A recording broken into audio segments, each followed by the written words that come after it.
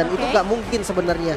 Jadi untuk Cloud masuk ke bagian belakang nanti selama masih ada Leslie dan sama-sama jadi, itu bakal jadi hal yang berat banget. Iya, tapi ini menurut aku Eko mereka cukup kuat sih dengan draft picknya. Apalagi sampai dibawa ke arah late game ya, ini bakal bahaya banget untuk Onyx sendiri. Dan mereka bahkan harus kasih space yang benar-benar luar biasa banyaknya dari early sampai mid ke arah late game ke arah ceweknya, Leslie-nya jangan sampai gampang ke pick off. Apalagi dengan kita tahu efek sisi yang dimiliki oleh Eko ini banyak banget. So, kita bakal melihat seperti apa untuk game ketiga dari Eko Filipina melawan tim dari Indonesia Onyx Esports dengan skor 1-1 berhasil disamakan oleh Onyx di game kedua. Iya, masih dengan skor yang sama kali ini bakal menjadi game penentuan juga pastinya siapa yang lebih dekat menuju ke arah match point. Diawali dengan kedua orange buff yang akan diamankan oleh kedua jungler dan baik lagi tipikal tanker jungler yang akan dibawa oleh seorang Kamzi dan juga Kairi dengan keterbatasan hero-hero yang udah di-ban. Dia terpaksa untuk menggunakan baras tapi pastinya udah ada satu strategi yang matang yang dibawa tapi Food dalam bahaya yang cukup besar. Kali ini damage begitu besar tapi ketika Samsnya datang efek dari Vice-nya membuat Sunford harus dipulangkan menjadi first blood by Infinix untuk teman-teman dari Onyx. First blood yang manis karena backup dari seorang Sans tiba-tiba datang ke area bawahnya Boots. Dia mencoba untuk buying time cukup banyak tadi di area bawah sampai flickernya digunakan. Hanya memake sure dia berada di posisi yang baik-baik saja. Tapi kali ini cewek harus menghadapi dengan adanya babysit yang dibawakan oleh seorang Yawi di area atasnya. Posisi dari Benny Cutie harus dipaksa dipukul mundur, melakukan recall terlebih dahulu. Dan dimana Onyx menjadi rank yang pertama untuk assist di in-game-nya dengan 39,8. Ya, assist terbanyak ya. Ini berarti team fight-nya selalu di follow up dan backup-annya selalu ada. Benar, karena memang metode pick off yang sering dilakukan juga sama Onyx sendiri. Dan ini cukup menarik dengan debutnya Kairi menggunakan Barats ya. Ya mau gak mau sih dengan assassin yang udah habis, ya banyak memang yang bilang pro player harus bisa banyak role. Ini dia buktinya. Yes, benar banget. Dan kali ini kita bakal melihat juga udah ada sedikit perkumpulan di bagian bottom lane. Apakah bakal menjadi sebuah inisiasi dari Eko yang mencoba untuk melakukan sedikit invasi saja dan akan ditangkap oleh seorang Mus meskipun masih belum berhasil. Diambil ya sama Kaltiz gitu sepertinya. Tapi kali ini Sans di area bawahnya dengan XP yang tidak terlalu banyak.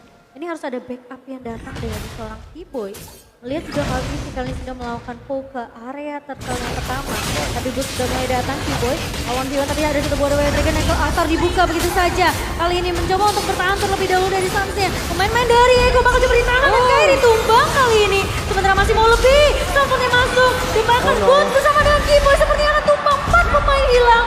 Triple kill diamankan oleh seorang Sanji. Triple kill by Infinix berhasil diamankan oleh seorang Sanji dan itu eliminasi yang benar-benar mahal banget buat tim Eko di menit menuju ke arah menit yang ketiga. Mereka udah bisa menjauhkan kesenjangan ekonominya sampai ke arah 2.200 gold.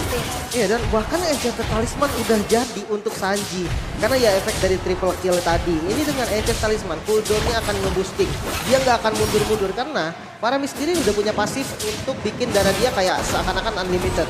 Tinggal mananya saja dan udah ada Enchanted Talisman, solusi untuk mana udah beres. Kita akan melihat Paramis yang akan selalu rotasi terus menerus. Iya, meskipun dari seorang Sans juga bisa ngamanin ke arah Cold Altar dengan efek IMU-nya, tapi tetap kita bakal melihat ada perbedaan efek dan satu tarikan udah mulai diberikan oleh seorang T-Boy bahkan dimakan oleh seorang Kairi membuat Yawi juga harus hilang tendangan teman-teman dari Onyx. Bahkan Sans dan Benny Cutie juga harus hilang. Langsung menumbangkan 2 pemain di area atas yang begitu penting tentunya. Sementara Sanji kali ini mencoba untuk menangkap dengan satu buah Crossbuster dan bahkan Hero Stampede yang connect ke arah seorang Kairi. Namun team fight tidak akan berlanjut dari pemain-pemain dari Onyx Esports. Dan cewek bakal berfokus terlebih dahulu Sanji. Jangan terlalu gegabah untuk 1v1 situation karena backupan masih ada dari pemain Onyx. Sementara Sans kali ini efeknya wajah connect dan bahkan altarnya dipaksa untuk dibuka. Dan itu cukup mahal karena mau nggak mau Sans harus menunggu terlebih dahulu IMU yang berikutnya. Iya, dengan cooldown yang cukup lama untuk seorang Valentina sendiri ini bisa dibilang menjadi sebuah kerugian. Tapi selama belum ada inisiasi yang mau dibuka, itu nggak jadi masalah yang cukup besar. Bahkan kali ini berada sedikit blessing duet yang bakal dibuka oleh seorang Benny Cutie. Mengusir 2 pemain dan kedatangan dari seorang Yawi bersama seorang Sanji bakal jadi bahaya besar. Sansnya mencoba memberikan sedikit penyelamatan tapi masih ada cold altar yang menambah nyawa dari para pemain Eko. Keyboy menarik dengan Divine Judgment-nya masih bisa melarikan diri dengan flicker yang langsung terbuka dari Kairi yang baru saja datang juga akan memberikan sedikit efek pressure karena masih ada Detona's Welcome juga yang bisa dibuka. Zoning yang dilakukan oleh Eko kali ini mereka lebih memprioritaskan ceweknya di pick up terlebih dahulu tapi Keyboy bakal coba diusir mundur. Kali ini Detona's Welcome ke arah seorang Yawi Yawi terkena stun, masih bisa mundur, masih punya Shunpo dan Yawi tidak terpick off oleh pemain-pemain dari Onyx. Sementara di area midnya Sanford udah mulai datang. Tapi ternyata Sansnya masuk, kelas dibuka begitu saja. Efek Fight, Sansnya harus terpick off di tangan seorang Sanford. Masih mau lebih, Boots kali ini agak sedikit terlambat untuk memberikan backup, namun setidaknya Boots tidak akan bisa di pick off dengan cukup mudah oleh pemain dari Eko. Iya, Sansnya hilang, tapi Eko berhasil ngedapetin turtle mereka yang kedua, turtle selain Bayu Best Gold yang pastinya akan menjadi keuntungan besar buat mereka, menambahkan lagi pundi-pundi keuangannya, apalagi untuk saat ini mereka masih memberikan pressure yang kuat karena seorang cewek dan juga Keyboy. Berserker Fury, item pertama yang diamankan oleh cewek. Memang agak sedikit scaling ya ketika kita melihat Leslie. Jadi mungkin early game yang kasar banget dilakukan sama Eko itu adalah hal yang wajar. Jadi teman-teman untuk mendukungnya Onyx sabar dulu nih, karena memang hero-nya adalah hero scaling. Oke, tapi Keyboy defense adjustment Onyx karena seorang Sanji dan tumbang di area midnya. Sementara Yawi tentunya tidak akan bisa memberikan backup karena 4 pemain melakukan rotasi secara bersamaan dari Onyx. Coba untuk mencuri satu pemain terlebih dahulu di area atasnya, namun sepertinya tidak akan menemukan siapapun karena pergerakan dari Benikita yang berhasil untuk melakukan recall terlebih dahulu mencium area bahaya, tapi Kairi harus bermain sabar dan menentukan adanya satu buah tank jungler.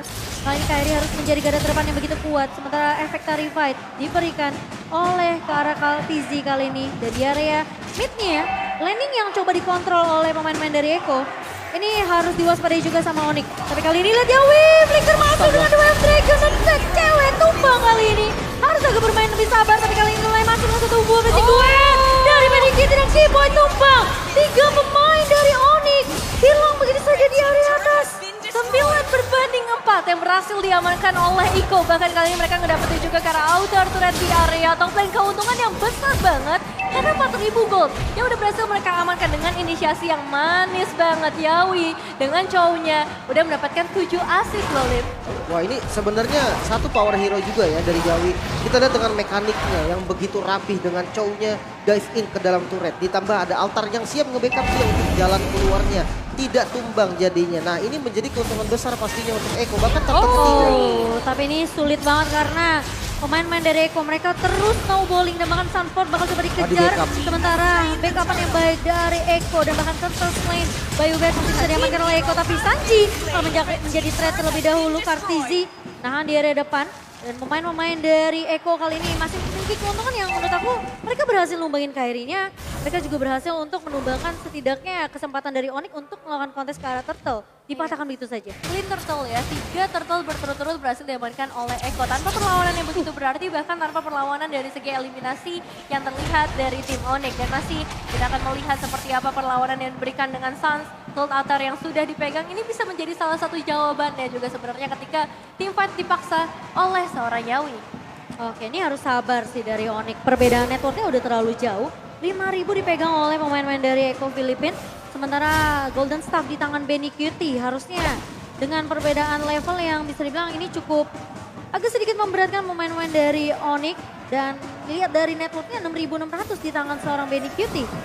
Tapi sedikit sulit sepertinya untuk Sansnya dan cewek. Tapi kali ini konsul dibuka dengan satu buah airman knock-up. Tapi kali ini dengan satu buah call after dibuka oleh 2 pemain. Tapi kali ini dari silence-nya Connect. Sementara Kartizi masih tershokap. Connect dari seorang Kairi. Yawi menahan diri depannya cewek. Dengan posisinya yang sangat baik, Kartizi tumbang diri depannya. Satu buah blessing duet dari Benny Cutie hanya memberikan pop damage. Tapi pemain-pemain ini mereka bakal coba untuk mengejar. Namun Eko tidak mau tertarik, tidak mau tersetir oleh pergerakan dari Onyx yang bisa dibilang mereka bisa aja untuk ngejar, sedikit memberikan poke damage tambahan. Tapi masalah Eko mereka bermain lebih disiplin setelah kehilangan garda depannya itu Kartizi. Betul sekali, terlalu beresiko juga bagi Onyx untuk melakukan pengejaran yang lebih jauh. Karena kita ngeliat juga HP dari para pemain Onyx udah mulai terbatas. Dan pergerakan dari Yawi lagi-lagi satu flickernya menyelamatkan hidupnya. Dan Detona's Welcome yang selalu dikeluarkan oleh seorang Kairi belum memakan korban yang terlalu banyak. Bahkan masih hanya ada 3 asik di tangan dari seorang Kairi. Lokan, Bayu Best Gold sudah mulai terlihat. Dan Yawi kali ini di garda depan dari Eko bakal coba untuk menahan terlebih dahulu. Slam masih di spam oleh seorang Boots, tapi mulai masuk Kartizinya 1v1 situation. Sementara pemain-pemain dari Eko mereka bakalan main agak lebih sabar. Ini yang apa ya bisa dibilang salah satu hal yang selalu dilakukan oleh tim-tim Filipina. Mereka sabar, mereka nunggu satu momentum. Metode pick off mungkin lagi lebih memanfaatkan bila konsilnya dibuka oleh Onyx kali ini. Tapi dengan satu body punch judgment dari seorang Keyboy ke arah seorang Sanford Lordnya kehilangan immortality tapi Benny Cutie mengejar ke arah belakang, Sanji-nya tumbang dan menemukan seorang Boots. Tapi kali ini dengan efek silence connect ke arah seorang Stan masih bisa mundur ke Sans-nya. Terjebak di area depan dan tumbang di tangan Benny Cutie. Pemain-pemain dari Onyx bakal coba dipukul mundur dengan satu Bow Blazing 2.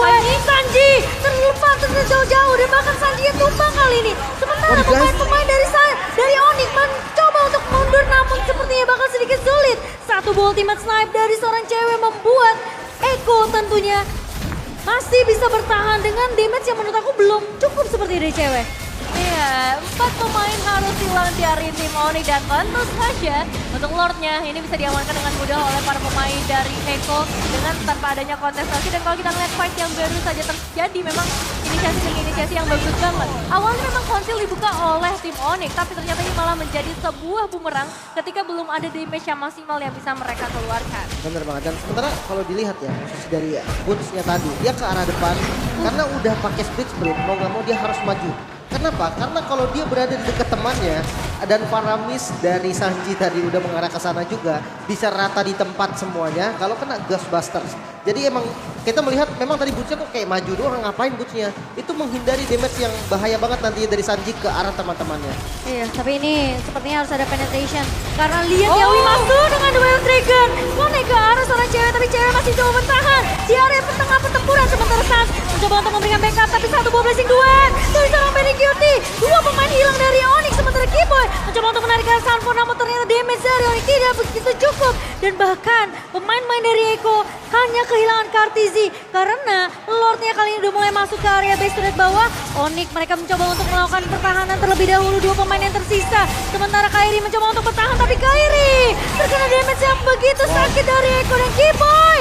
Tentunya akan ditunggu mundur dengan satu body Dragon dan wipe out didapatkan oleh Eko Filipin. Dan 2-1 game yang cepat dari tim Filipin membuat Onyx tentunya harus kehilangan game ketiga ya. Di bawah 12 menit, game yang kali ini berhasil diamankan oleh tim Eko dengan cara team fight ya, yang ternyata belum bisa dibalaskan oleh para pemain Onyx. Mulai dari inisiasi-inisiasi yang diciptakan, terus juga copy ultimate dari seorang Sans, yang bisa dibilang nggak akan semaksimal dari pemilik asli untuk ultimate tersebut. Wow, ini adalah apakah memang 3 assassin band yang dilakukan oleh Eko tadi sudah jadi kunci ya. terkonsep, sudah akhirnya memecahkan kode dari Onyx sendiri. Tapi ya kalau misalkan memang kita melihat dari game ketiga tadi ya, setupnya rapi banget. Entah kenapa aku melihat Kairi nggak nyaman banget dengan Barrage-nya. Iya, Dia kelihatan banget. Bukan di performa maksimalnya, tidak buruk tapi nggak bisa dibilang maksimal gitu loh. Entah kenapa. Dan sebenarnya untuk sisanya nih seperti tadi kita lihat dari Glue yang ada di XP